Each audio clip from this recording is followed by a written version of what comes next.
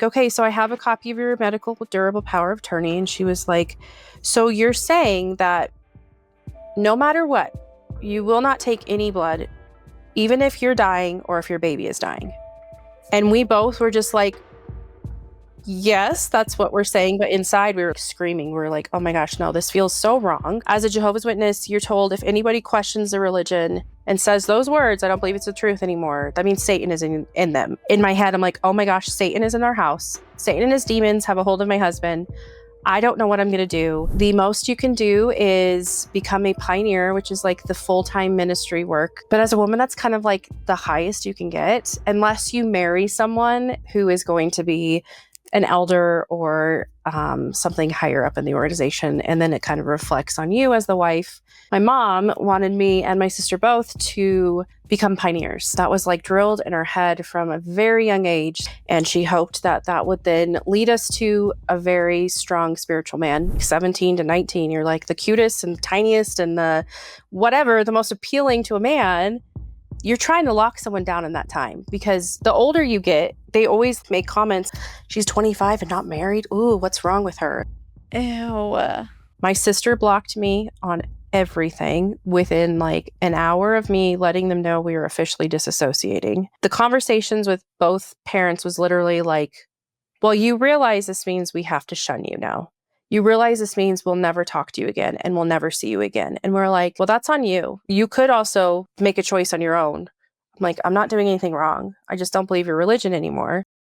Mine is the only voice. Wow. What have I been doing? Lay down my autonomy. After that, it got very dark very quickly.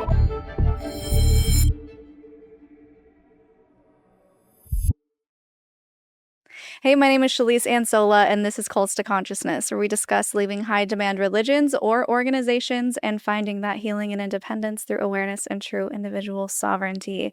If you're only listening, come over to YouTube instead, because you can join in on the conversation. It helps boost the algorithm. It helps our guests feel loved and supported and seen and validated. And it means so much to us. Of course, we love seeing all of your comments. So today's guest, she reached out through our jot form. If you're ever interested in being on Cults to Consciousness, in our About section, there is a link that you can fill out and reach out to us that way. It helps keep everyone all in one place. We were doing Jehovah's Witnesses, and we thought perfect time to bring her on to share her story. She's going to be talking about what it's like raising a family within the religion and also leaving as a family and how messy that can get when you have children and a husband. So thanks so much for joining us, Alissa Watson. Thank you so much for having me. I'm excited to be here. Yeah, and you even have your own YouTube channel, At Home with Alissa, where you've shared your story and you said you're going into more of your experiences. So we'll definitely link that in the description if anyone is curious and wants to go hear more from you. So how has it been sharing your story publicly since you started? It's been therapy, really. Like, it has been very good for me to do. There has been some backlash because of it, but that was to be expected. Right. I actually started out on TikTok of all places, sharing everything. And it wasn't until this year that I really got into YouTube and I was like, I'm going to share like my full story. It was like, I recorded like 2 hours of footage. I had to like narrow it down to like an hour, but it's been very therapeutic for me to do. And it's been nice to have people reach out to me too, kind of sharing their stories. And I'm hoping I can be someone that people find as a safe space in the XJW world so that they know I can be a listening ear when you don't really have that many of them. Yeah, it's great. And I think your perspective is really important.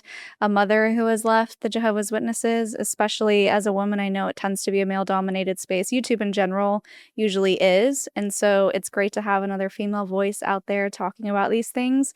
So let's just get into it. I think the first thing we always start with, obviously, is your childhood, if it played a role in how you ended up getting married within the religion. So talk to us about where you were from and a little bit about the strictness or involvement in the Jehovah's Witnesses within your personal family. Yeah, so I was actually a fourth generation Jehovah's Witness. My great grandmother kind of brought all of the family in, and it's trickled down to all the generations. My father actually was not raised a Jehovah's Witness, so he came in when he was in his 20s. My mom was like the ultimate Jehovah's Witness, if that even makes sense, like super strict, very devout, believed everything to her core. And she raised me and my older sister, I have a sister who's 3.5 years older than me, to be the same way. We had very high expectations to meet when it came to kind of what she expected of us. So I know you've talked to other Jehovah's Witnesses. As a woman, there's not a whole lot of like ladder climbing you can do spiritually in the organization. The most you can do is become a pioneer, which is like the full-time ministry work where you are devoting so many hours. It used to be 90, then it's 70 hours a month. I think now it's down to 50 hours a month.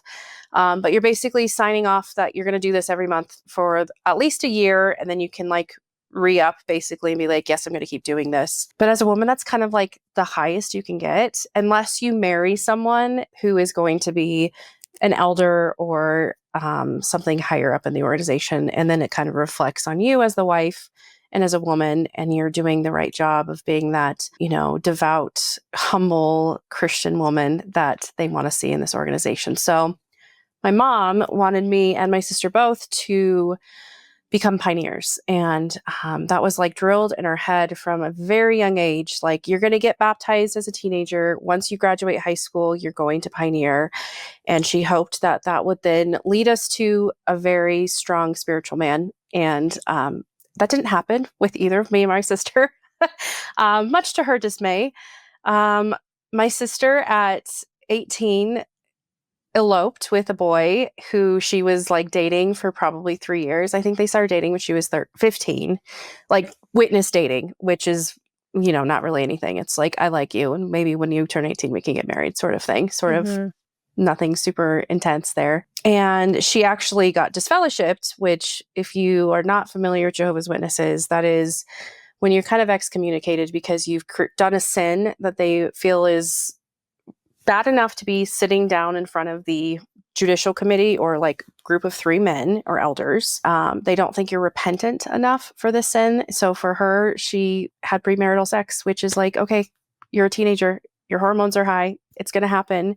And that is something that is very, very frowned upon. So she ended up getting disfellowshipped for that. Even though she married the guy. Mm-hmm. And they viewed it as them eloping was like them trying to hide their sin. So they got like extra like judged for that. And she was disfellowshipped for like a year and a half. And I was barely 15 when that happened, or almost turning 15.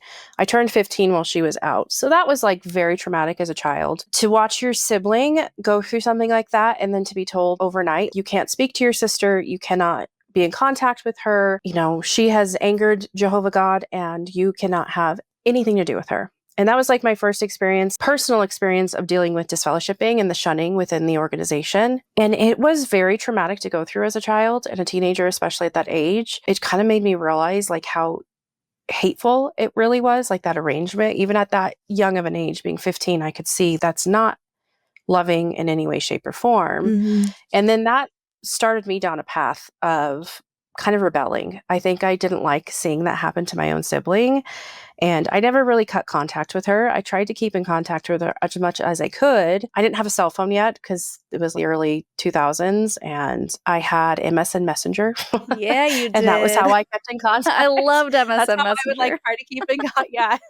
I would email her, or like if she was on MSN Messenger when I was on, we would chat a little bit and I would check in on her. But I wasn't driving yet, so I couldn't go see her. I didn't have a cell phone yet. It was just the beginning of me, seeing how like kind of mean my mom really was. Going from this, in my head, I had a pretty good childhood. I didn't feel like I had parents who were neglectful, or compared to other Jehovah's Witnesses that go through very traumatic stuff as children, or even have parents that beat them or, abuse them. I didn't really have that, thankfully. But I did see that my mom was very mentally kind of abusive and mean in the things that I heard her say to my sister. And I started rebelling at that point, which was kind of not great because my mom was already mad at my sister, and then her other daughter was going bad, and she thought Satan was attacking her entire family at that point. Right. So it's interesting that you went the direction of rebelling instead of it scaring you straight into, I don't want that to happen to me. In the back of your mind, were you worried that you might also get disfellowshipped or shunned? Yes. So that was always a fear. I was doing stuff I shouldn't do, and I was very good at hiding it. I think that's one thing as Jehovah's Witnesses and teenagers, You learn very early on how to live a double life and how to live a double life well. I was underage drinking, and I mean, I wasn't sleeping with boys, but I was like seeing boys and kissing boys and doing all the stuff you're not supposed to do. I just hid it really well and hoped that it didn't catch up to me. And if it did, I would just cry a lot in a judicial committee and hope that it showed that I was repentant. Which in my heart, I still believed it was the truth. But at the same time, I was a teenager, and it felt like watching my sister get shunned and excommunicated in that way. It was, I don't know, I think it was just this way of me lashing out at not only my family, but the organization in general. Mm-hmm. And at that time, I got baptized, kind of reversing a little bit.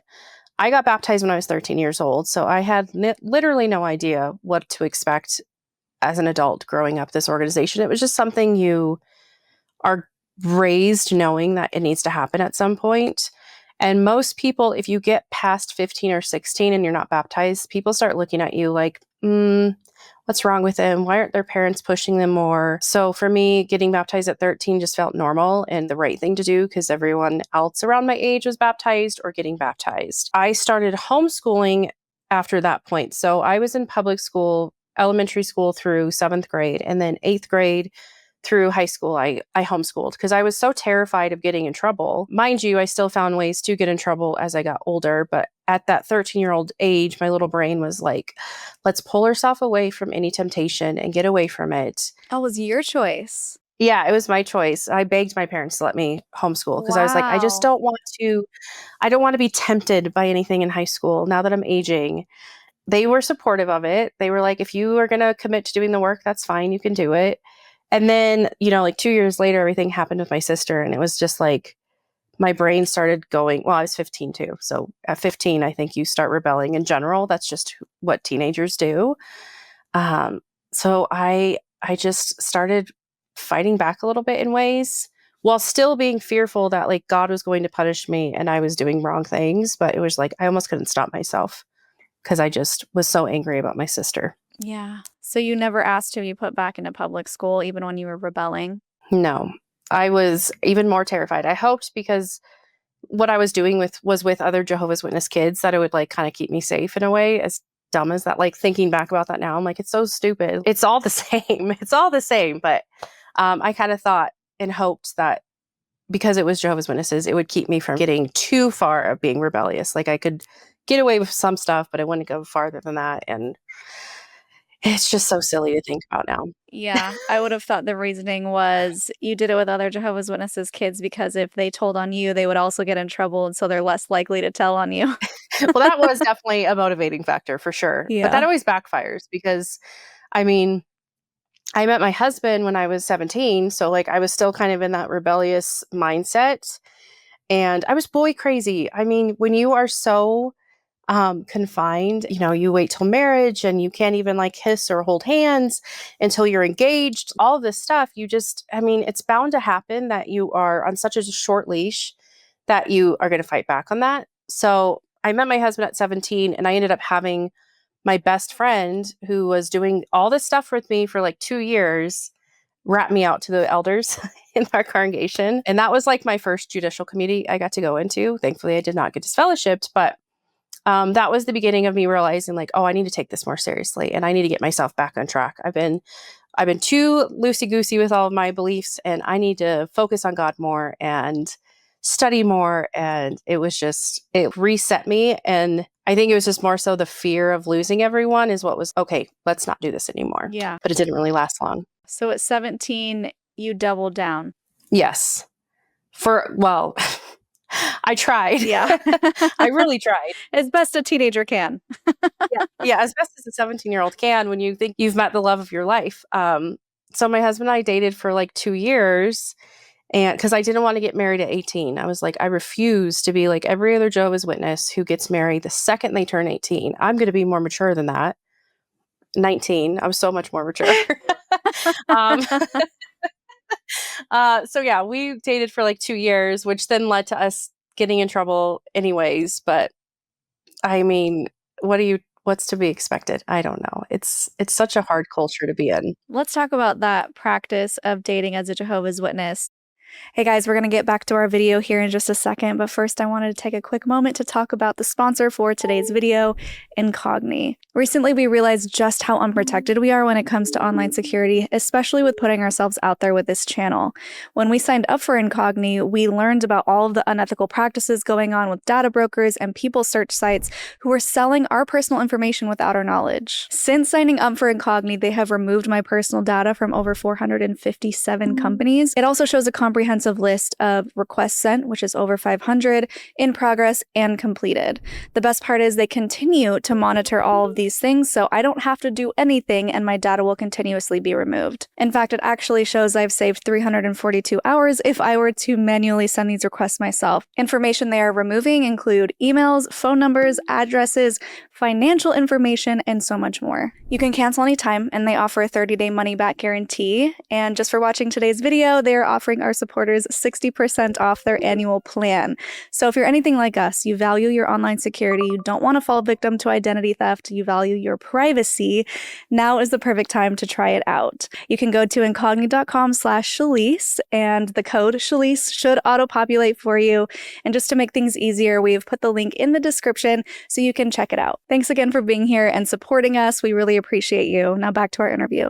So for those who aren't familiar, can you lay out the basic foundation? In one of our lives just recently, I think it was with Bethany, someone asked the question of, do you think getting married in the Jehovah's Witnesses is like an arranged marriage, the way that they do it? And I'm not familiar with that whole process. So could you explain it?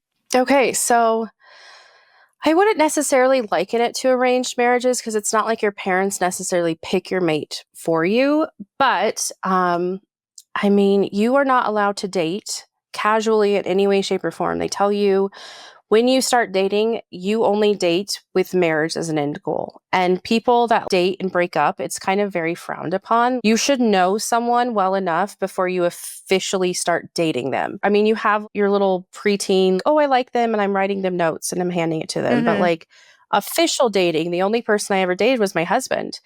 And thankfully, he was a good man, and we're almost 20 years later and we're happier than ever, but that's not common. That's amazing. So yeah, you date with chaperones always. So you're getting to know your potential future husband or wife in group settings always. You very seldom are on like one-on-one dates. And if you are, you still have a chaperone with you. It is so controlled. They're trying to avoid allowing any sort of time for you to be alone because they're afraid you're going to, quote, mess up. You're going to mess up. Yeah. The thing is like so many Jehovah's Witnesses mess up even when there's like a chaperone, like sitting next to them or in the same room as them, because they will find ways if they want to. Yeah. It's just so crazy. So you tend to end up with somebody who you've grown up with or you've known their family, because the Jehovah's Witness world, yes, they claim it's like a worldwide brotherhood and you're gonna, no matter where you go in the world, everyone's gonna accept you and love you. But it's such a small world when you are living it. I grew up in a very small farm town. The people I knew from the day I was born until the day I got married and moved away were the only people I really had regular access to. I met my husband through a weird way, and it was like he lived an hour away from me, so it was kind of uncommon for that to happen. But it's like you're pretty much going to know who you're going to marry. Yeah. From a young age, because the fact that it's such a small world. I mean, you kind of just, as a woman or a girl in it, I know for the most part, I always joke about this, and it's like, it's kind of sad to say, but like when you're at your prime. So as a teenager, what is your prime? Like 17 to 19, you're like the cutest and the tiniest and the whatever, the most appealing to a man. You're trying to lock someone down in that time, because the older you get, they always make comments. She's 25 and not married. Ooh, what's wrong with her? And like, ew. The older brothers, will start looking at the younger girls. So like, even when I was like 15, I had somebody who was like 27 who was like super interested in me. He'd gone through like all my cousins and my sister trying to date them, and they were like, ooh, no. So then he was like coming after me, and I'm like, okay, this is weird. But that's the culture. It's gross. But again, as a woman, you're viewed as less than, so you don't have they just don't view you that great. I have to say that the fact you said your prime is from 17 to 19, my goodness, Alissa, I feel like we should move that bar up to like mid-20s because in the Jehovah's Witness mindset, it's basically sexualizing children. And that's why you have these Yes. old men looking at teenagers. Yes. And that's so gross and not okay. It's disgusting. And I'm sure being that age, you're thinking, well, yeah, I'm ready. I'm cute. I'm young. I'm, perfect at this age. I'm old enough. I'm basically an adult, but you're really not. No. And so the mindset, and I get it. I've been there as a Mormon. It's the same thing where you're like, yeah, I'll probably be married by the time I'm 19, 20. In my head, this is the funny part. I was like, I'm going to wait till I'm at least 21, thinking that was a stretch. Wow, I'm so glad that didn't happen. But I remember thinking that way, like, these people are getting married at 18. That's ridiculous. I'm going to wait until I'm 21. I'll wait to have my first kid till I'm 24. And then 3 kids, like 4 years apart. I had it all figured out. That is not what happened. And I'm so glad that for me personally, that's not how it went down. But all this to say, I understand the mentality, especially as a teenager when sexuality is so repressed and you're just walking around horny as all get out and you're just like, I better meet my husband or I am going to sin and God will hate me and I will be forever damned. Yes. It's so bad. Like, I'm a mom of a daughter now, and I think all the time about like her growing up. I'm like, oh my gosh, if she were to come to me at 17, I'd be like, girl, you are psycho. No, we are not getting involved in someone that serious. Date around, have fun, do what you want to do. But I want you getting married in your mid to late 20s when you really know who you are as a person. Oh my goodness. It's just crazy and horrible that it's just young marriage. I mean, again, if you're past like 21, 22 getting married in that organization, you are viewed as like old. And they'll be like, oh, they're so old and mature getting married now. And it's like, gosh. their brain still isn't fully developed yet. Like, they're still not ready. I was just going to say that. They're technically not even fully developed. Their prefrontal cortex, the part that makes decisions and the impulse control, is not even on board where it should be. And so, yeah, aside from figuring out who you are or what you want to do with your life, how about just mentally being in a place where you're most likely going to stay for a while instead of completely changing into a new person? Yeah. Or like me getting into my 30s and it's like, oh, this is a cult. I need out now. Like, it's just so scary. It's the culture of marriage and dating and all of that is just so unhealthy there. And it's very sad because a lot of people end up in extremely unhealthy marriages and then they don't believe in divorce unless someone has like cheats on someone. That's the only grounds for divorce they have. So even if you end up with someone abusive, you're not allowed to get a divorce. And it's so unhealthy. And there's so many people who are miserable in it because they married someone at 18 and they're stuck with them for the rest of their life. And it's just, it's so sad. So did you follow this protocol for dating your husband? Yes, for the most part. So we were always chaperoned. We were never alone. We did not hold, it's so funny. I think about this all the time. So the night he was going to propose to me, he made up this excuse to come talk to my parents, and it was to see if we could start holding hands. This is crazy. We'd been dating for like a year, and you had never even touched? We would in private, like when no one knew it. In public, walking around, we couldn't hold hands or anything. Right. And so he was like, I'm going to talk to your parents. He was asking them if he could marry me, but like we hadn't hold hands in front of anybody except for the occasional, like in the movie, hiding in the dark, holding hands. How silly is that? So we did try to abide by it. And then we got engaged and we messed up. We slipped up. We messed up. Oh, I hate that. We messed How up. stupid. But yes, I understand what you're saying. We hid it for about, I think it was like 2 years into our marriage. We felt like Satan was attacking our marriage.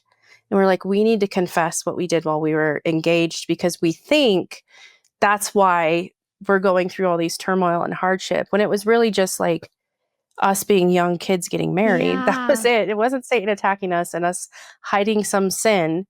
It's so crazy. So we did. We abided by all the rules and did what our parents asked of us. And I'm glad he's the man he is because I'm like, oh my gosh, this could have gone a totally other way and it would be miserable.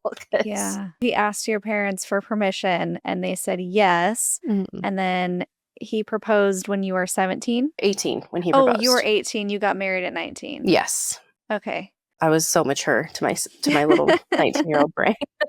It was like a total of not even a full 2 years from like meeting to marriage. It was like, Yeah. I don't know, like 20 months total. As young children, you weren't a child, but 19, I'm just going to call you a teen. As a teenager, Yeah.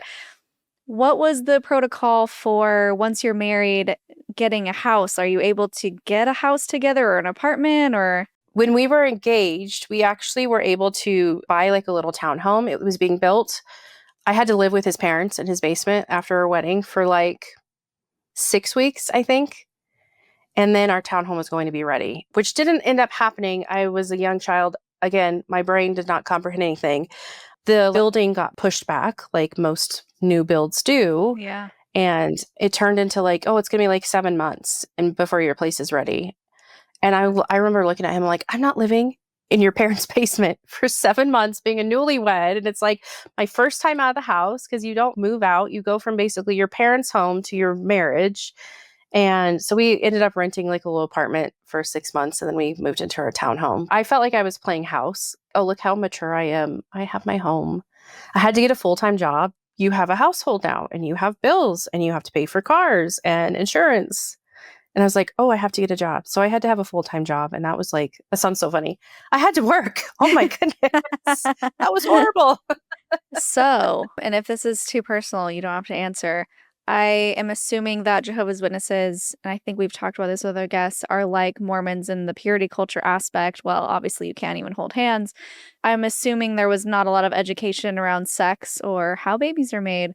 So once you're married, I mean, I know that you guys, quote, technically messed up beforehand, but were you like, okay, we need to make a baby? Did you have any awareness of this is how it's done, or this is what birth control is, or can we use it, and all of that? That is kind of the weird thing about Jehovah's Witnesses. They discourage having children. What? Yes. They are like, do not have children in this system of things. Armageddon is going to happen any day. Do you want to be a mother with a tiny baby going through Armageddon? So tons of people, my parents, for one, they were married 12 years before they got pregnant with my sister. Oh And my it was gosh. an oopsie mistake because my mom was on like antibiotics. And it's funny, she likes to constantly remind us that if it weren't for that, we would never be. I came about because they couldn't have a single child. So they're like, well, I guess we'll have to have another one.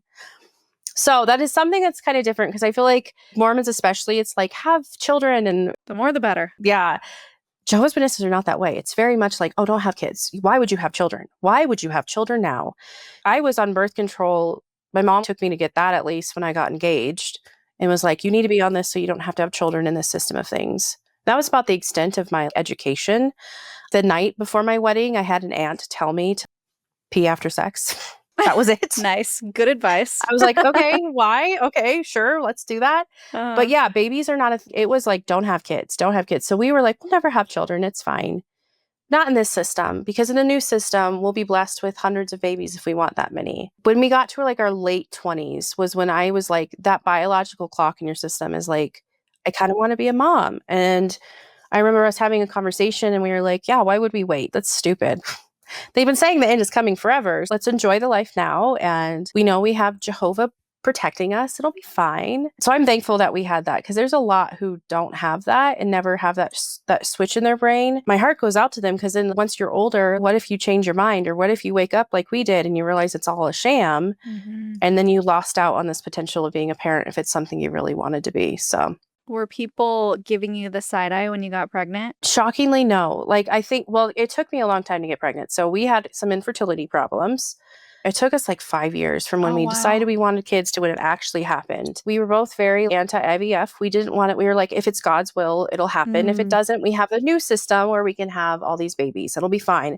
It just means it's not supposed to happen now. And thankfully, it happened. And I was shocked and I was so happy. And everybody was very happy for us because I do think they watched me struggle like mentally through all of that infertility time. It was like I just wanted a baby and it felt like everybody around me was having babies and I was like, cool, congratulations, I'm happy for you, even though I can't do that. Yeah, in the state of them saying don't have kids and then you not being able to, was there a part of you that felt like you were being punished for doing something you shouldn't be doing? I don't think I ever actually had that thought. Oh, that's good. The one thing that I always looked to was the Bible example of oh my gosh, this is going to like totally blow up in my face. I don't remember. Is it Hannah that really wanted a baby and she couldn't have one, but her husband's concubine could? Oh, yeah. That's like The Handmaid's Tale. That's what The Handmaid's Tale is Yes. based on. Yeah. So I would always read that and be like, you know, Jehovah eventually blessed her with a child, and I just need to pour my heart out, and I know he'll listen to me eventually. And when it happened, I was like, okay, so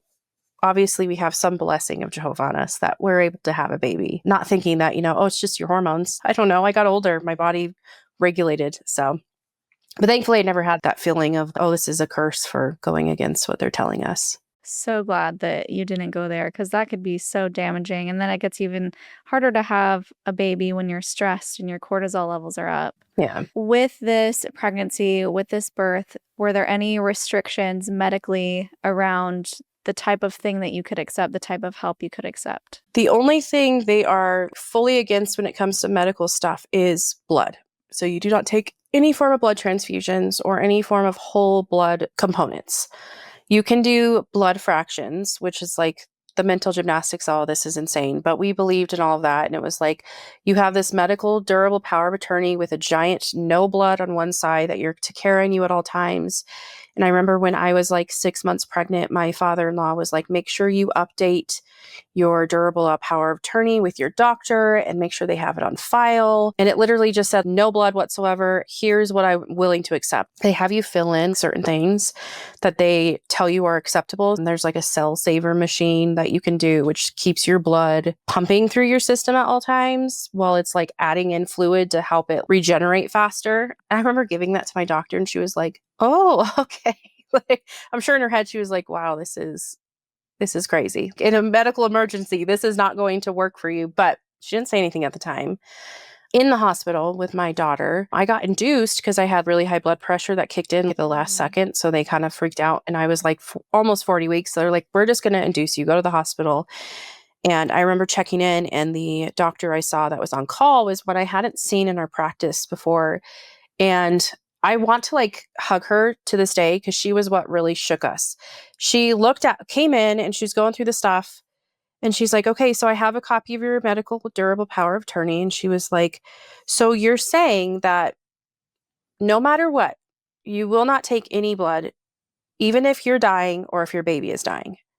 And we both were just like, yes, that's what we're saying. But inside we were screaming. We were like, oh my gosh, no, this feels so wrong. Thankfully, nothing horrible happened. I did have, when I was pushing, most likely a blood vessel broke because there was a lot of blood and there was like a gush of blood. My husband had a moment of panic because he was watching this unfold and he was like, I have never seen so much blood in my life. And he just had this moment of almost seeing what was going to happen. The doctor pulling him out and being like, your wife is dying. You have to give blood. And in his head, in that moment, he was like, is this doctrine really worth my wife's life or my child's life? Yeah.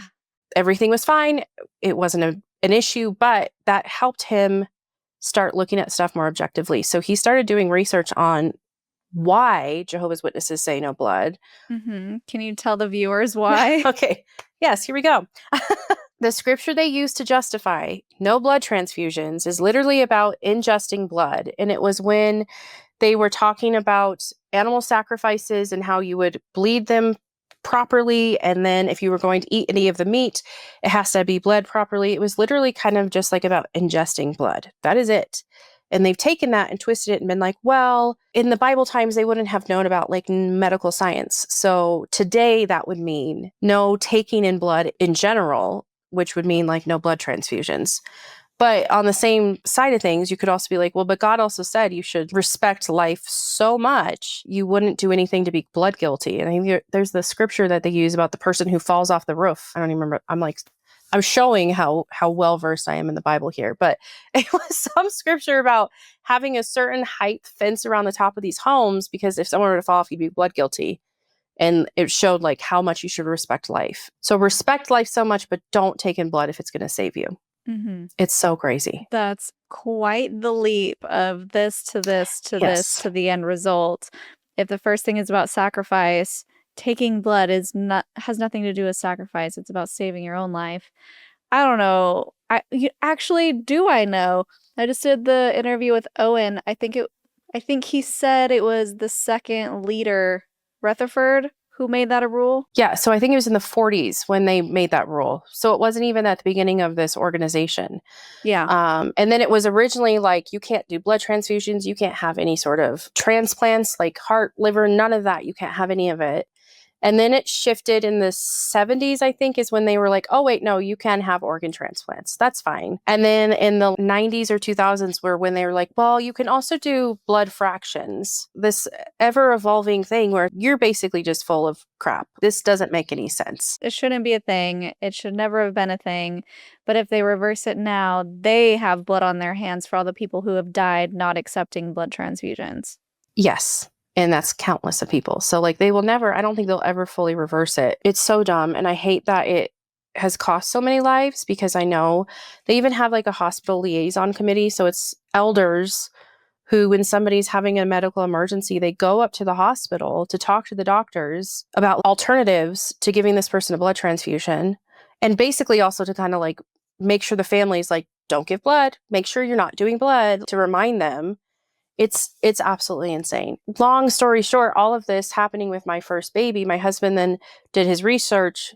It made no sense to him. He was like, I can't back this. I can't support this, especially if it means your life or my child's life.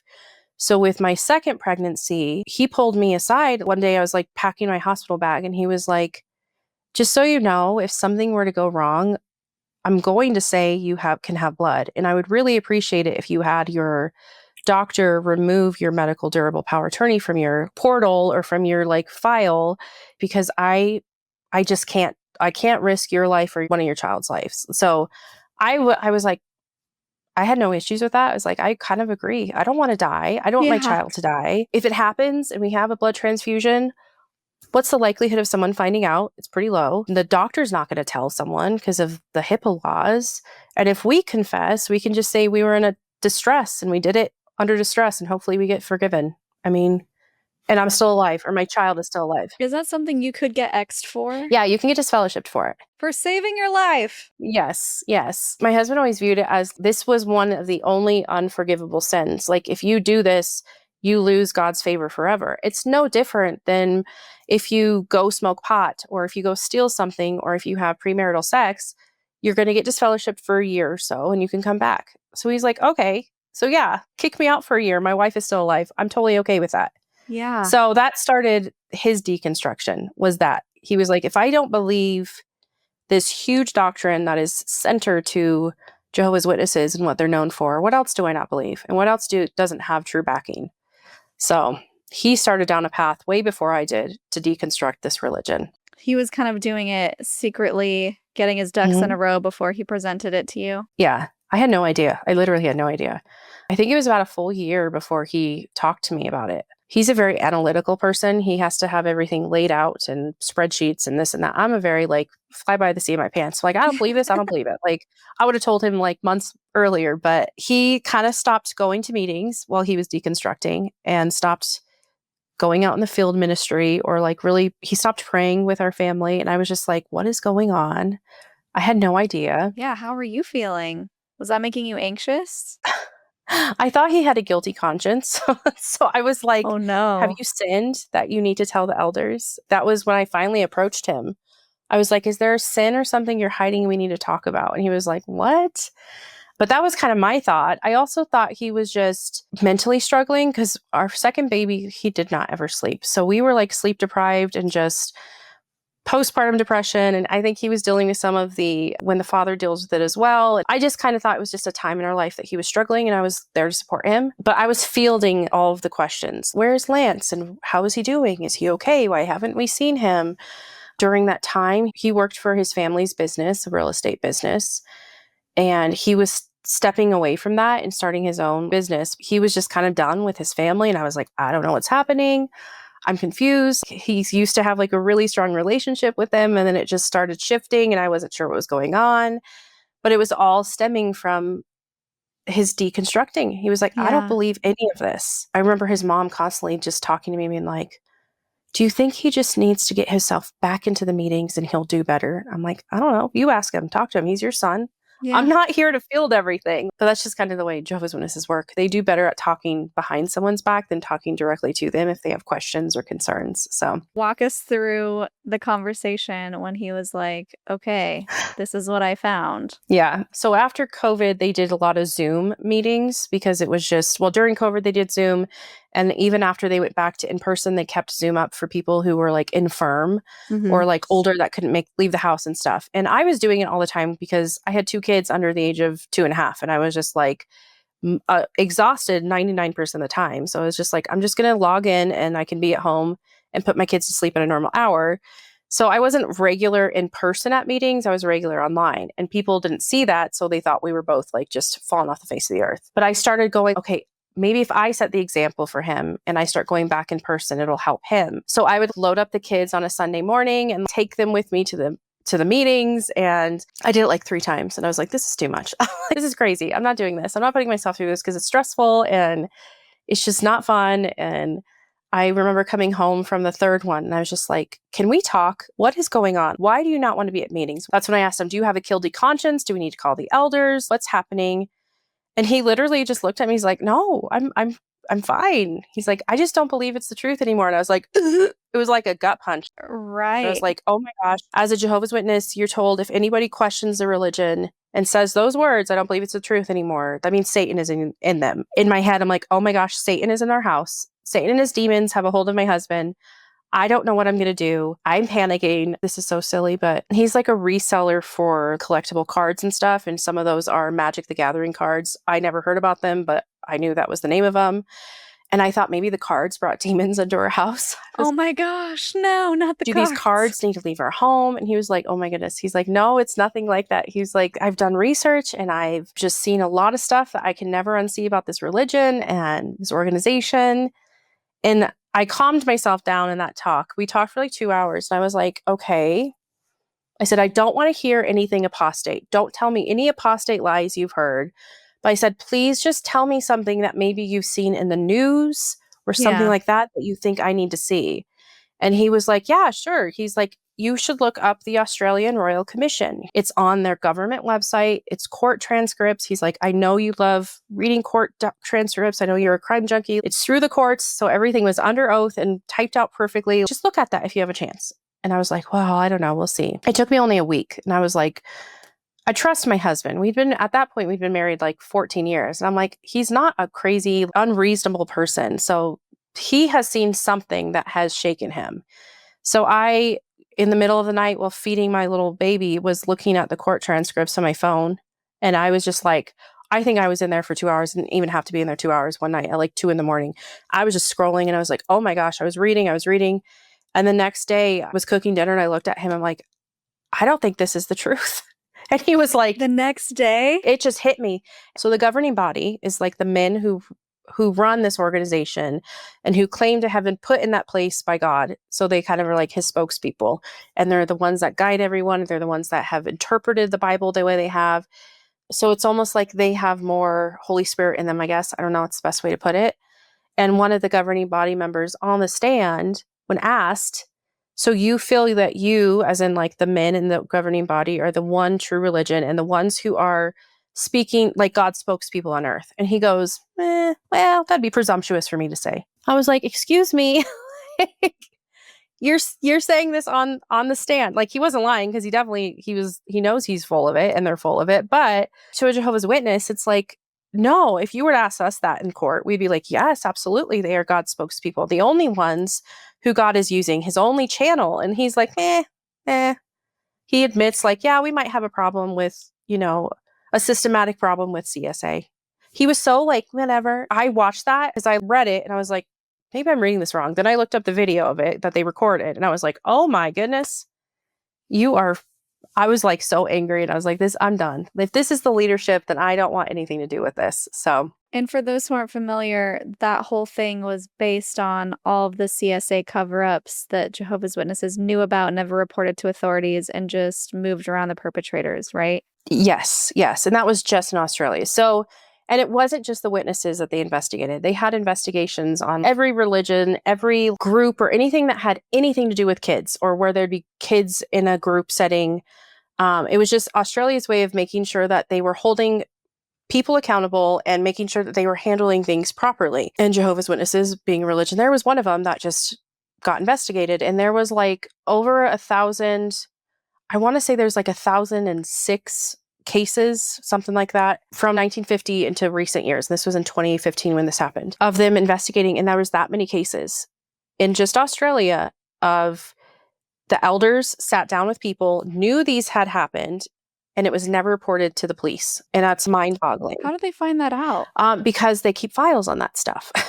So Australia went through the Jehovah's Witnesses files and found out? I think so, yes. It was either that or it was that, okay, I'm trying to remember how this one went because there's been a few other cases and I don't want to get them mixed up. I know that people started coming forward that were victims, and I don't know if they've compiled the number based off of the amount of people that came forward, or I do know that their elders have kept they keep files of every judicial committee that they have. Mm-hmm. And I don't remember how they got it, if it was this case that they were withholding those forever and they were getting charged every day. That might have been a different case. I don't want to get this mixed up. There's been multiple cases where they have asked them for these files and they withhold them for as long as humanly possible, even when they're charged daily for them. But I can't remember exactly how they came to that number, but I know that they have a very specific, and I don't remember if it was just the people that came forward or if it was the files they looked at, or maybe it was a combo. Okay. Because at some point, the government or Watchtower, the actual like organization, did start sending stuff to them and like sharing stuff. So I'm not really positive exactly how it happened, but Either way, the next day, it's horrible. you go, "Hey, babe, Yeah, I'm out too." What was his reaction? he was kind of like that fast. Like, he was like, what made you say that? And I told him, like, for me, it was purely like the governing body. Yeah. Watching that member say that and act that way, it was like, I don't trust you now. Like, I don't believe anything coming out of your mouth if you don't even believe yourself, or if you're willing to lie on stand to try and cover your butts. Like, I don't want anything to do with that. So at that point, we kind of were just like, let's just take a step back from it all and let's just stop going completely, like not even logging in to Zoom. And I just kept doing more and more research. And it was like all downhill from there for me. Like, he had already deconstructed. He was already fully done. And I was still, I think, holding on to some aspects of it. But for the most part, I was just like, I don't feel comfortable having my kids there. Because now I looked at every person in the Kingdom Hall at like a meeting we'd go to. And I'm like, well, are you a known perpetrator that they're hiding, that they've moved from somewhere else? I don't trust anyone. I don't want my kids here. Mm-hmm. They're never going to be safe. I'll never view them as safe here. So we just stopped going. And it was like an 8-month period of us being inactive, not doing anything, before we officially decided to like write the letter to disassociate. We did that because we had kind of no other choice when it came to like how we wanted to move forward with our children. So we did try to fade, and it wasn't for us. I was like, this isn't going to work for me. Like, I need to make my stand. I need to make my stand known. So how did people react after this happened? Once you removed yourself, removed your records, you're officially out. Now comes the mandatory shunning from everybody you know in the church, including family. Yep. Yeah, that was hard. So during our fading process, my parents were an hour away, so they didn't really know what was happening in our congregation and what was going on. So they didn't really know, I don't think, that we were like inactive, and I didn't talk about it because I'm an adult. I don't need to tell you everything. My husband's family, however, knew because we were in the same congregation. They live a mile from us, so we see them everywhere, even with the shunning. That's fun. So they had started pulling away. Anytime we were around his side, it was very uncomfortable, and it was just them constantly just, remember what Jehovah's done for you. You need to get back to being active, like all that fun stuff that you get to hear. And then when we officially decided to disassociate, I had a conversation with my parents like a week before that. And they, for whatever reason, I have a feeling that either something was said to them by my in-laws or something happened to spark the conversation. But the Jehovah's Witnesses have like these bigger events every year. It's like called assemblies and conventions. And it's like just really long days of you sitting there listening to their talks. And in the summer months, so starting in May through August, they'll have like a 3-day one that you go to. And it's like, it's the big thing that everyone gets so excited for. And it's the best thing ever. And you get new dresses and it's so wonderful. And my mom was like, which one are you guys going to? Because I'd broken my ankle. So we weren't going to go to mine because I was like in a cast and like on a scooter. And I'm like, well, not ours. I'm barely functioning right now. And she was like, okay, so you'll come to ours. And theirs was like 2 months later. And I was like, no, we're not going to come. And she was like, why? I was like, because we're just not going to. And she's like, oh, so do you not believe this is the truth anymore? Literally, like, and we're not going to that. Whoa, just spelled it out. And I was like, okay, in my head, I'm playing in my head. You can lie and you can just be like, well, no, I don't, not that. And try to like save face. And I was like, I'm not lying.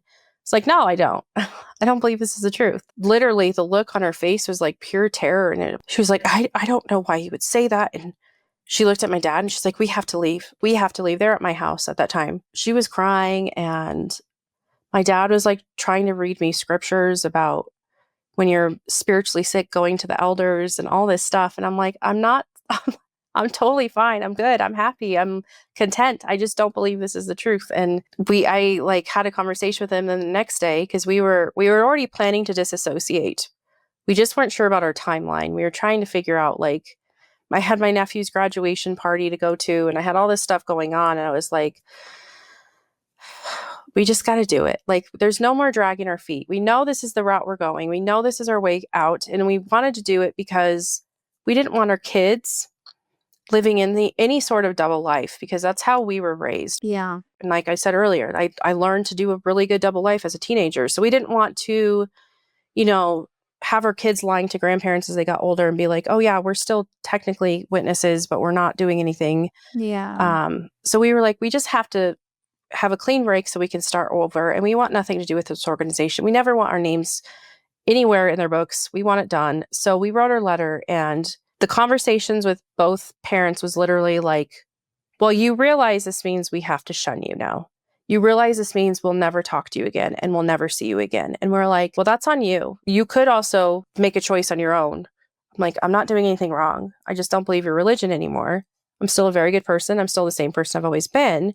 But if that's what you have to do, I understand that. A similar conversation happened with my husband and his side. Like, his parents never spoke to me. So I was like, I don't know what conversation happened there. But my sister blocked me on everything within like an hour of me letting them know we were officially disassociating. Full on, didn't speak to me, just blocked me on everything. The same happened with like my in-laws, like my brother-in-law and his wife. It was like an instant block.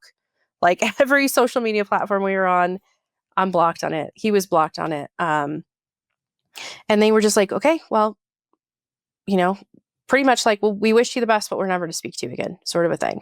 We let things kind of settle a little bit with family. And then we reached out to let him know, like, we're not trying to keep our kids from you. Like, if you think we did what we did to keep them from you, that's like the complete opposite of what we did. So we tried to like find a middle ground with them where it was like, you can shun us to our face unless our kids are with us. And then you have to like be normal. And then we'll let you guys see them sometimes, like not alone, because we don't trust you to not like try to indoctrinate them and pull them in. But but I'm like, we'll meet up at a neutral ground. Let's go to a park and you can see the kids and have time with them. But you have to talk to me. You have to look at me and you have to treat me human. And we did it like twice on both sides and they couldn't do it. Like, literally wouldn't even speak to me. Barely, my mom wouldn't even look me in the face. I'm like, this is crazy. Yeah. It is it's disgusting and it's insane. And we were just like, this isn't worth it. We did it for them. Our kids don't even, like, they were so young. Like, if we were to completely lose them forever, they won't have memories of it. So we were like, okay, we're not doing this anymore. And that's been over a year and a half ago. Haven't heard anything from my husband's side, like, at all. Like, they have done the like extreme shunning. My mom hasn't spoken to me, and my dad will occasionally reach out, but it's mostly just to kind of like, we really want you to come back. Like, whatever's going on, you just need to get right with Jehovah and come back. And it's like, I have to tell him so many times, I'm like, there's nothing wrong. I don't want this organization. I have no issues with God. I have an issue with the organization. So anytime they reach out, it's just to bring you back. Yes. It's not to see how you're doing. No. Because technically that would be breaking the rules, right? Like, if they reach out for their missionary work or their proselytizing, maybe it's a loophole. Yeah, it's kind of their gray area. Like, okay, I think it's for my dad. It's like, he doesn't feel as guilty if he's like, okay, well, I reached out to her because I'm asking her to come back. But if you were to reach out and be like, how are you? What's going on? How's life?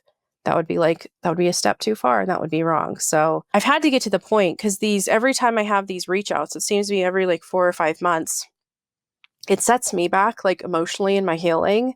So I'm getting to the point where I'm just going to have to like, and I hate to do that, but it's going to have to be like, unless you want a genuine relationship with me based off of nothing more than I'm your daughter, please stop contacting me, because it's just not healthy for either of us.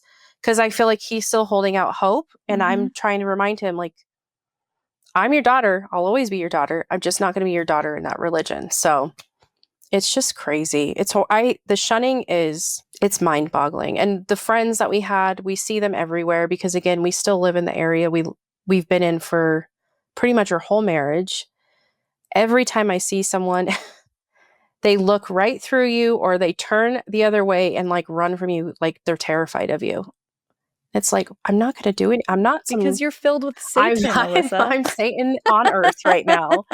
My daughter just had a dance recital, and we ran into Jehovah's Witnesses at that, because there's other Jehovah's Witnesses in this like dance school, and they're literally like it's not. I'm not even joking. It's like that kind of reaction when they see you, and I'm like, oh my gosh, like maybe I should start. I don't know, speaking in tongues to really scare them. That would be funny. I don't know. Oh, that's so funny. I'm glad that your children weren't old enough to have their own friend group and also feel that loss. Me too. That has been a huge, huge blessing. My son was 1.5 years when we left. My daughter was a little over 3. And the first thing I did when we knew we were leaving, like even before we officially disassociated, I joined a mom's group in my area that did like regular play dates, so that my kids were around friends and making friends, and like seeing how you can play, like, because all they knew were like the friends they had at the Kingdom Hall, and they'd have to sit there quietly, and then they could talk to them a little bit afterwards. And that was a huge help, because I think for me too, like just getting around people, and I shared my story with everyone I possibly could, because I think people need to know. And it's funny, because a lot of these women in my group were like, I had no idea Jehovah's Witnesses were so crazy. They're like, we thought they were really just nice people. And it's like, yeah, no, there's a lot more like sinister, dark stuff behind closed doors when it comes to the way they treat, especially those who leave. Yeah. So my kids have made friends, and they're happy, they're thriving. And I'm so thankful every day that they weren't older, because it would have been a lot harder, I think. They don't even, half the time, like my son doesn't remember his grandparents. That's horrible to say, but he has no memories of them. And my daughter occasionally will like bring up them, but it's been forever since she did. She did more in the beginning, not so much now. Yeah, I guess I want to go back to the boundaries thing, because it's important to talk about how your mental health takes priority after leaving a high control group, because it's never been a priority until that point. And I think having that awareness of, I'm feeling that I'm uncomfortable with their interactions with me and what they choose to say to me, that's a huge step in leaving a high control group, to even have that awareness. So amazing for you to have that. And deciding, because it is incredibly difficult, especially with family, and I've had to do it before too. I'm blocking your number, and I'm really sorry that it's at this point, but you continue to trigger me even after I've set boundaries, and I'm not okay with that. And I need to prioritize myself first, and I'm going to be blocking you. It's hard, and it's empowering, and it's something that people need to start getting comfortable with. Not to say like, you hurt my feelings, I'm blocking you. Like, we're talking about really deep decisions that give us the peace that we've been looking for so long and haven't been able to achieve until that point. So I commend you for being at that place in your life where you are making that decision and figuring out what works best for you and your husband and your children, because that's huge. It is huge. And I think that's the only way you can fully heal when you are leaving these high control groups, because boundaries do not exist in a high control group. You are micromanaged in every aspect of life, and you're kind of just told, you just go with it. You deal with it. I was always the people pleaser. My husband was too. We were the people pleasers of our family, the ones that kept the peace when things were like off, or when people were fighting. Like, we were the ones that were always in the middle, just trying to mediate everything. So I think it was really hard to step out of that role, realize like all that has done is put me in a really horrible place mentally for 30 plus years. It was time to put myself first, and it's not selfish to do that. And I think that is so important. Thankfully, I had a really great therapist who helped me see that. She was like a lifesaver in the beginning, because I was just like, I was still feeling that pull to be like, okay, I just need to suck it up. I just need to, however they want to treat me, it's fine. They can still be around my kids. And she was like, how would you feel if your children were going through this as adults, or they had a marriage mate or a partner treating them this way? And I was like, oh, absolutely not. I'd be livid. And she's like, so then don't set the example. Show your kids your worth is more. And I was like, okay. That was like all it took for it to click in my brain. I was like, yeah, you're right. I don't want my kids to see this and think it's acceptable, because shunning is no different than emotional abuse, like in a relationship. Yep. So I was like, I don't want them to ever think that's normal. And I think it's really, really important for those leaving to know it's okay to be kind of selfish, as they've like to brand it, to put yourself first, to help yourself heal. What are the hard feelings you've had to go through since that process of recognizing that your parents will most likely never be in your life? It's been a roller coaster. So I have had, and it still is to this day, I have days where I'm just like, whatever, like that's on them. And then I have the really low days where it's like, I put myself in a position of, my parents are their 70s. They're not young. They're getting older. I have no doubt I'll get a call one day that's like, dad's in the hospital, or I don't even know. That's the thing that makes me sad, because the way my sister has turned, I'm afraid I'll find out they're dead like after the fact by extended family. And it's like, I've been mourning them as if they're dead for going on 2 years now. That's the hardest part. It's horrible. And I think it's going to forever be a roller coaster as long as they are alive, that I'm going to have to deal with. But at the same time, I have to constantly remind myself, this is on them. This is their choice. I've made it very clear I will have a relationship with you purely based off the fact that I'm your daughter and you're my parents. Doesn't have to have anything to do with religion in there, but they just can't do that. So it's unfortunate. It's horrible. But as time has gone on, it's gotten easier to handle, I guess. As horrible as like, you mourn them as if they're dead. That's really how it is. And it's so awful. It's horrible. Yeah. My husband even had to do with his parents. Yeah. He literally sent a text message that was like, if you can't respond to me even with an I love you, or how are you? Starting today, you are dead to me, and I'm going to pretend that you're dead, and I will mourn you like that. And he didn't hear anything, so he's done the same thing. Wow. That's just unbelievably difficult and sad and painful, all just because some random guy at the top said this is what you need to do, which I've watched the propaganda videos that they've produced about why you shun someone. Cringy to the max. I think we did a live with Owen Morgan actually reacting to them, and how the whole thing is flipped and framed as we're doing this because we love them. And basically withholding affection, withholding love in hopes that the person being shunned will realize how awful it is and how they don't want it and how they're in so much pain that the only option they have is to come back to church.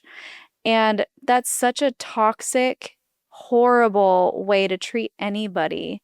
It's a toxic relationship. It is. It's so unhealthy, and it's so disgusting. Speaking of their propaganda, they have new ones that are coming out this summer at their like big conventions, and they're now likening. So I'm considered like the crazy evil apostate now in the eyes of all of our family, because I speak out online. They're now likening anybody who like speaks out or questions the governing body and the organization to like literally when Satan was talking to Jesus. They have like these videos that go from like an apostate talking to another Jehovah's Witness to like Satan talking to Jesus. It's insane. It is so crazy. And it's like me going to Jesus and being like, yeah, turn this bread into, or turn these rocks into bread. Test God. And that's like, I'm like, this is crazy. They're doubling down on apostates right now, because I think apostates and like speaking out, the people speaking out are starting to like, they must be doing damage to the numbers, because it's gotten crazy. I mean, it's very crazy. Yeah, there's probably a breaking point, because initially Well, I have two different thoughts on this. Initially, it's us versus them, but you want to bring them back into the fold, bring them back, bring them back. And then eventually they're realizing that when people leave, they find out information like you did and then start telling their family who are in. And so they have to demonize you because they have to discredit anything that comes out of your mouth. Otherwise, it threatens the rest of the church. Yep. Yeah. And I mean, they've always been okay. So if you were to leave and never speak out, never post anything online, never tell a friend or tell your parent, like you don't believe this organization, you're just viewed as like a lost sheep, somebody spiritually weak that they can try to bring you back in. But for all of us that speak out online and all of us sharing our stories and calling out the leadership, they get so nasty. It's like you can't even like look at those people. Like they're trying to avoid any form of contact. So like if we would have stayed quiet and never spoken out, I think there's potential that we may eventually have had relationships with our parents, but it still would have been based off of them thinking we're just spiritually weak and need encouragement to come back. Isn't that almost worse? It is. And that's Because then you know that they pity you. They're not reaching out because they love you. They're reaching out because they feel sorry for you and your soul. Because then you have this relationship of this power imbalance where they're putting themselves on a pedestal above you, and everything that comes out of their mouth just ends up being infantilizing and patronizing and uncomfortable. Yes, they treat you like you're a teenager again. It's like we never wanted that false hope there because we're like, we're not spiritually weak. We just literally don't believe this anymore. Yeah. So yeah, my dad found my page. And I didn't start posting anything until probably 8 months after, like, it was very obvious, like, we were never going to be able to, like, have any relationship with him. And then I was kind of at this point where I was just like, why am I not saying something? Like, what I say could help even just one person, so I'm going to start speaking out. And my dad found my page, and he was like, how could you do this to our family? I didn't realize your life was so horrible. And I'm like, oh my goodness, you're missing the point completely. My life wasn't horrible. I had no choice but to be in this cult. I was raised in it. I was told to be baptized into it. And I'm being held accountable for a decision I made at 13. Yeah, I'm kind of angry about that. And I'm like, I'm not calling you out specifically. I'm calling out the organization and its leadership. But it's like, they take everything so personal. And it's just, there's no division. They can't make a difference between it. So it's horrible, but oh well, I'll just speak out more. That's a big decision for you to go public, especially to YouTube, to talk to the camera, tell your story. What was it that really prompted you? You said you didn't want, or you wanted to help people not feel alone. Was there something else that was just burning inside of you of, I got to get this video out? I started on TikTok and I was just doing a little like short stuff. And then I realized we were starting to hear from, like, kind of through the grapevine, things that were being said about our exit. And like how we most likely had guilty consciences, or we were trying to go through a divorce, like all these things that were being said. And of course it gets back to us through people who know people, or like people inside who are like not really in and like trying to find their way out. And I was like, I need to say, like, the first XJW video I did was like my full story of like why we left, from like basically start to finish. And I was like, I did it purely just to, like, if they stumbled across it, or even if somebody like who knew us stumbled across it, there would be no room for any confusion. Like, here's what happened. I wanted to just be the one to tell my story, I guess. And then that just trickled into so many people like emailing me, reaching out to me on social media, like messaging me, telling me their stories, and like them also saying like, your story is so like mine, it makes me feel less alone. And I'm like, okay, I'm never going to stop this. I will continue to speak out until I'm old and gray because everyone deserves a voice. And there are a lot of people who are afraid to speak out because they may still have even a sliver of a relationship with family. Or they're the PMOs. I know I was watching Bethany's stuff. She explained the PMO stuff where it's like physically and mentally out. They have to stay in because maybe their marriage mate is still in it, or their children are still in it. They're just trying to keep some form of family. I never will fault those people. So it's like there's people who will never be able to speak out, and therefore I will speak out for them because I have nothing holding me back. I already lost everything. So let's just keep speaking and keep it up.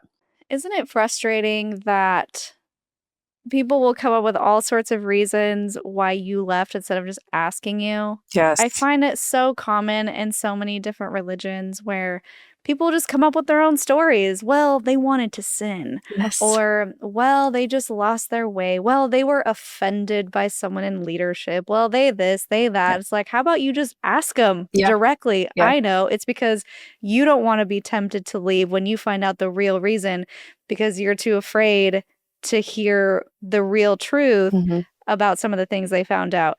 Because I feel like you said, people can't separate the organization from themselves, from their identity, because you grow up being raised with this religion as your identity. Mhm. And so it's too scary to tempt fate and try to figure out why someone left because it threatens your own existence, your own personality, your own life, your everything. Yes. I get most of my hate comments on TikTok. That's my favorite place to be. But everyone's always like, so what, do you think I'm stupid that I believe this? Or like comments like that. And it's like, I'm not saying that. Everyone has a right to believe whatever they want to believe. If you feel that way, that's obviously some sort of internalizing you're dealing with. They take everything so personal. And it's always the thing that always bothers me and makes me so mad is like, you hate Jehovah God. And it's like, I never said that. I don't like the men running this organization. That's my issue. That's where my issue lies. They take everything so personal. And they think because I'm calling out 11 men in New York that I'm telling them they're stupid. And it's like, I would never say that to you. I would never. If you are happy, I'm happy for you. Worship whatever you want to worship the way you want to worship. That's on you. I'm just trying to help those who are trying to come out. So my favorite is when you give them direct quotes from the leadership or facts, or you could even link the Australian Commission thing, and they'll be like, why are you saying anti-blank this, anti-Mormon, anti-Jehovah's Witness? You're just anti-anti. And I'm like, am I? Or are you showing your cards by you understanding that this is really bad and you just don't want to believe that this is true? And so you have to make it a lie because it's really bad. Yeah, I've had a lot of comments that are like, this woman is a liar. She's just outright lying. And I'll be like, some of the times when I get real sassy, I'll like do a follow-up video or something when I'll be linking everything from their website and their source, and they'll still say I'm lying. And I'm like, oh my goodness, there's no getting through some people. And that's just the way cults and high control religions work. They blind people so much. So yeah, that's the only way that they can stay alive, is by letting people police themselves, by controlling the information so that when new information comes to them, they're like, nope, it must not be true because it didn't come from the right source. And if it does come from the right source, conditioning them to not see it, because anything that feels wrong, anything that gives them a icky feeling inside is just the devil, and it's not actually their cognitive dissonance waking up. It's just, nope, that's from the devil because it doesn't feel good, and co-opting their emotions and weaponizing them against them. yes. So I get it. I've been there. I've been the person who's like, lies, I've said it all. But that's why it's just so important to understand that you can never really get through to them. You can plant seeds for people. So maybe one day they'll be like, what was that TikTok video about the thing that, and maybe they'll go back to it. But you can never, ever expect to present truthful, factual information to a true believing member of any group and expect them in that moment to be like, oh, interesting. Yeah, that's really bad. You're right. Yeah. Because it's not, their brains can't do it. They can't function that way because, again, accepting that what you have is right and correct information threatens their reality. Yes. Threatens their complete identity, and no one is ever in that moment going to surrender to that amount of self-destruction. No, So not. Yeah, you're it's so right. impossible. I have so many people, and I know that other religion or other cults are this way, especially when you're an ex-member speaking out. And people are like, how can I wake so-and-so up? I have a friend or a family member. It's like, you can't. There's literally nothing you can say. You can plant seeds. You can be kind and loving to them and accepting to show them that those on the outside are not horrible people. But you're never going to fully wake someone up unless they're ready to, and unless they're the ones doing the research themselves. When we left, me and my husband both were like, we'll never ever go at our parents or anybody who speaks to us and be like, well, here's what we found, X, Y, and Z. That's not our place. We just want to have relationships with people based off of we love them and they're friends with us or their family. And we told our families, we'll never, ever talk about your religion to you directly. They're, I think, just afraid that something will be said. They're living in almost this like fairy tale world that I can only hear positive. I can only hear good. I can't hear anything negative, because if it's negative, it's Satan, it's the devil, it's not true. It's a lie. And then it's like they don't know where to go from there. So it's sad. It is. And now that you're out, hopefully you're living your best life with your husband and your kids. What are some of the major differences that you've experienced that you wouldn't have been able to experience inside? A big thing. Holidays and birthdays. Yes. I mean, I was not raised with any of that. I was the kid that was sent out of the classroom every birthday party, every holiday thing, and getting to like relive that through my kids. My daughter started school this last year, and watching her have all the fun holiday celebrations. And the first thing we did, we disassociated in July of 2023. And I went out and found a Christmas tree off Facebook Marketplace and went and started buying Christmas stuff like right away in July. The holidays have been so fun to do. And I know there's a lot of people who leave and they still are like, well, but they all have pagan origins, or they're all just commercialized or this and that, and they never want to celebrate them. That's fine. But for me, it has been so much fun, and I will forever be crazy holiday person because it's just fun for me. I'm getting to relive it all through my kids. Yeah, especially as a parent with littles, Christmas is so fun just to see their little faces light up. And that's the best part, though, about being a free agent, is you get to decide the level to which you celebrate. Maybe you don't tell them about Santa. Maybe it's about something else. Maybe you lean into Christ or a Christian side of things. It's whatever you want, and that's the message that we always try to give on this show. It's not we're saying one thing is bad and the other thing is better. It's just choice. We just want people to have the option to live however they choose, as long as they're not hurting somebody else. It's about being able to choose for yourself and your children how to live your life. Yes. No, it's been great.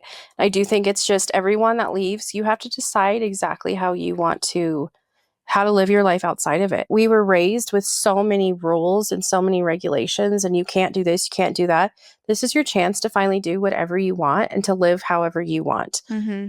Even if that's different from your neighbor or your friends, just do what you want to do and have fun with it. Yeah. So what are the things that you love to do and have fun with? What is your consciousness side of the story? So again, I'm a crazy holiday person. I've had Christmas especially, I have just had so much fun with. I got tattoos, which is something that can't be done as a Jehovah's Witness. Other than that, I'm still kind of the same person. I'm just a mom. I have little kids I focus on all day, every day. And I'm just trying my best to raise them to be like the most kind, respectful, genuine little people, and eventually adults who can know they have a voice and know that they can do whatever they want, and they have their mom and dad supporting them and loving them always. And that's my only goal in life. I love that. That's amazing. Oh, another thing. I get to do political stuff now. Like if I want to vote, I can vote. You couldn't? No, they don't vote. We registered to vote when we left. That was a weird feeling because it's like you're supposed to be politically neutral as a Jehovah's Witness, so you never vote in anything. You never have your flag shown or wear anything with your flag or your country stuff. So when we left, I'm like, I'm registering to vote because why shouldn't I have a say in the tax stuff being passed in my county? Like I should. Yeah. I pay my taxes. So that's been kind of fun too. It's been also overwhelming. Awesome. The political world is overwhelming a little bit. It is. When you finally dive into it, it's like, whoa, there's a whole thing. I mean, it's also pretty culty. So there's a lot to unpack it is. there. Yeah. I've learned to just kind of take that with a grain of salt, sort of. I'm like, we'll pay attention only a little bit to that because it can be overwhelming. It can, for sure. And it can feel triggering too, especially when you see the similarities between the way things are run and cult leaders. Yes. Another conversation for another day. Yes. Thank you so much for coming on and sharing your story. I need your Linda Listen moment. Okay, yes. I was thinking about this earlier. I kind of had like two. I have like a sassy Linda Listen and then more of a like nice Linda Listen. I'm here so for it. So I think I'll start with my sassy one. Linda Listen. Shunning, no matter how you want to package it up, is abuse. It is blackmail. It is not kind, and it does not do what they claim it's going to do. So they say shunning is going to make them come back. It's going to show your love. It does the opposite, and half the time it just makes them realize like, yeah, this is a cult and it's horrible. So maybe we shouldn't shun any more people. Shunning is horrible. I agree. Second one, Linda, listen, if you are somebody who is questioning your beliefs, first of all, you're not crazy. And whether you're a witness, whether we're a Mormon, whatever it may be, my advice is to, if you're afraid to look at stuff on your own religion, because I was that way kind of in the beginning too, look at somebody else or another religion that you know for sure is totally crazy and off the rocker, and look at ex-members' information on it. Because then you might see some similarities and it will make something in your brain go, huh, maybe I should look at mine now. For me, it was looking at ex-Mormon stuff, honestly. Nice. That was a big one. I was like, whoa, I didn't realize how similar they were from us. Yeah. And then it snowballed a lot. Even invented at the same time, close to the same time in New York. Yeah. Right? I swear they're almost like sister religions or Yeah. cousin religions. It's very interesting. Like wording that they use and all of that, very similar. There were so Yeah. many religions popping up at that time, honestly, hundreds. And it was just a matter of survival of the fittest, of survival of the most intense leader. The Mormonism wouldn't exist today the way that it does if it weren't for Brigham Young slaughtering people and moving them across the country. So it's crazy. Yeah, just basically the same crazies started by two different crazies. Yep. Pretty much. So how can people find you and support you? Give us all of your handles. Yeah, so I am at home with Alissa, like across all social media. YouTube is where I'm making my biggest focus right now because I am just enjoying making YouTube videos. But you can find me also on TikTok at home with Alissa, and also Instagram. It's at home _ with Alissa.